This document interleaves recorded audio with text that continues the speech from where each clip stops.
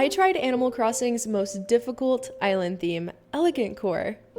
Elegant Core islands are full of grand displays, creative terraforming, and most of them have a royal vibe to them where maybe you would expect to run into a prince or princess. So why is Elegant Core the most difficult theme to pull off in Animal Crossing?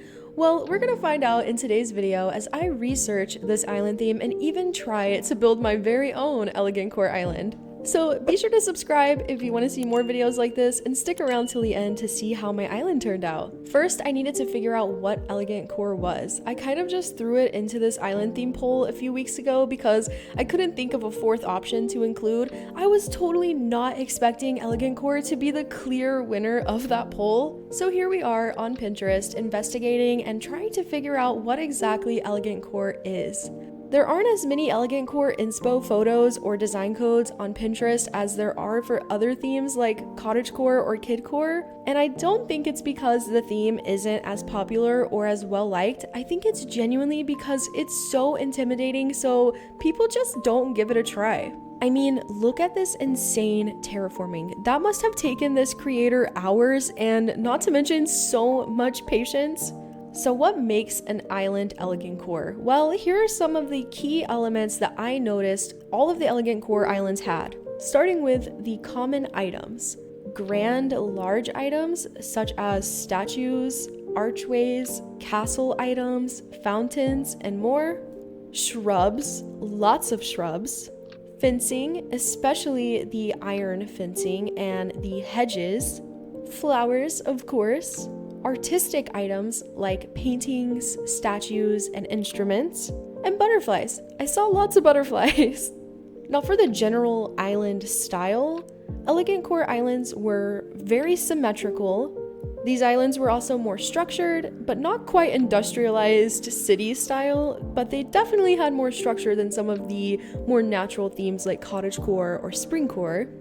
Elegant Core islands also had a huge focus on beauty, and you may be asking, Tiger, everyone wants their island to be beautiful, so what do you mean? Well, we're talking about the cable management theory, which, yes, I just made up. If you don't know what cable management is, it's basically the practice of hiding all of your cables and cords behind your desk so that you can't see them and your desk setup looks super satisfying and clean. That's kind of the same thing that's going on some of these Elegant Core islands. They're just making their islands very clean and organized is what I'm trying to get at. As I dug further into Elegant Core, I stumbled upon a sub-theme within Elegant Core that immediately caught my eye. Blue Elegant Core. I'm not sure if that's the official title of this sub-theme, but these islands are very blue and they're kind of the most notable or eye-catching Elegant Core islands on social media. At least they stand out so much to me. You may recognize these blue islands from iconic creators The Ava's Garden, Minsue, and Moran_AC. There was something mesmerizing about the way that these islands used the color blue, not just as an accent color, but as a cornerstone of their design. These three creators were the holy trinity of Elegant Core, and most of the inspiration that I took were from these three. I even took some time to visit Alora, the Ava Garden's blue Elegant Core island, and I was blown away by the sheer beauty of her island. It was amazing, and I highly recommend visiting her dream address. Once I saw this blue rose pathway border design code from Minsue, I knew that I had to try making my own blue Elegant Core island in Animal Crossing.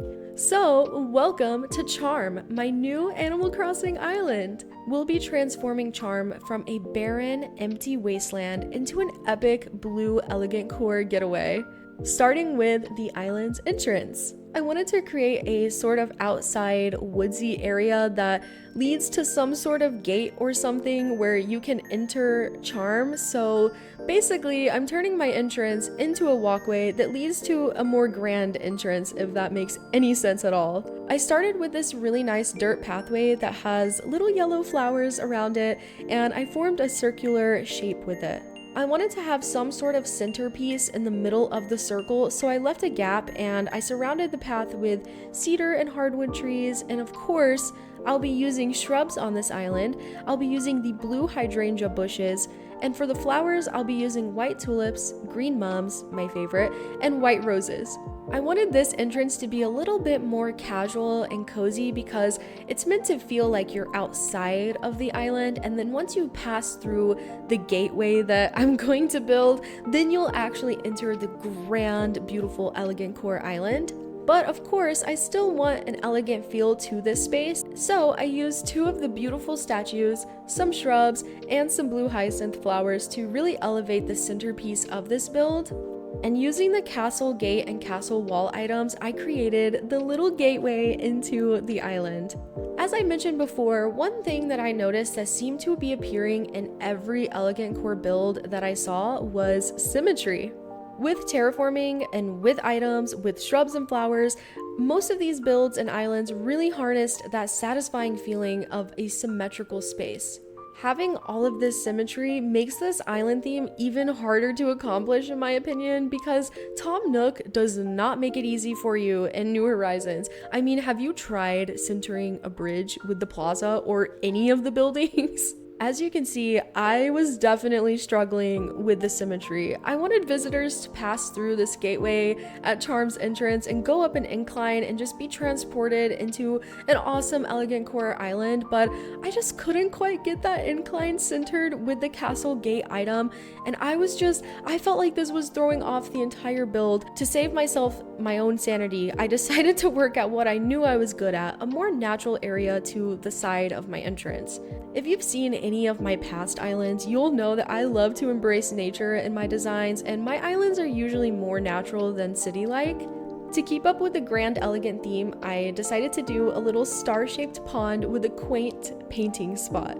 Elegant core is all about embracing the arts, which is why you'll see statues and paintings and even music-related builds when visiting elegant core islands. Oh, and I took a break because I got a campsite villager and it was Stella. So cute! After I was really happy with how this pond looked, I decided to go back to working on the entryway to the island. As I said before, I wanted you to go up an incline and be transported into a beautiful, elegant scene. So I needed to make a ginormous cliff that wrapped all around the resident services, which took me forever and almost caused me to give up again because it was so much terraforming.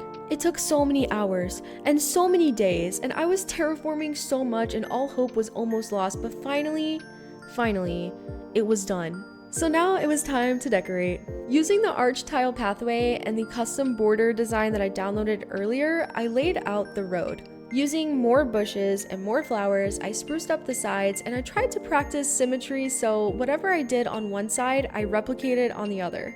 To make this entrance grand, I added 2 Valiant statues on either side of the road. I also used this custom design code to create a small plaza type space with a fountain and some iron garden benches. I felt like this really added a touch of elegance and structure, and it looked really good overlooking the resident services building. I even tried to center the fountain with the building for that extra satisfying feel. Back here, behind the fountain and the seating area, I terraformed some more and created another cute and quaint pond. Charm Island was looking beautiful so far, and honestly, I loved everything about it.